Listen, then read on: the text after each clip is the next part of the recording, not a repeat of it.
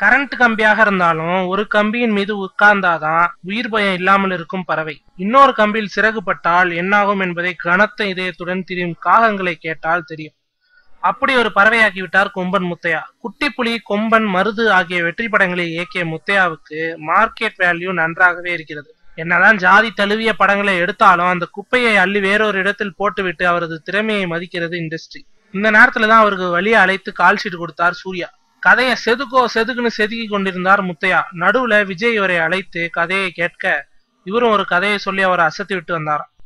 விதி வலியது. அந்த இன்னொரு கம்பியின் மீது சிறகு பட்டதால் சின்ன பின்னமாகிவிட்டது முத்தையாவின் கெரியர். தன் கம்பெனியில் இருந்து கொண்டே விஜய்க்கு கதை சொல்வதா கடும் எரிச்சலுக்கு ஆளான சூர்யா இப்போது முத்தையாவை கலற்றி விட்டு விட்டாராம். 3 கமர்ஷியல் படங்களை கொடுத்த முத்தையா இப்போது முன்னணி ஹீரோக்கள் சிலருக்கு போன் அடித்து ஃப்ரீயா இருந்தா ஒரு கதை கேக்குறீங்களா அப்படிங்கிறாராம். மறுபடியும் முதல்ல இருந்தா முடியல.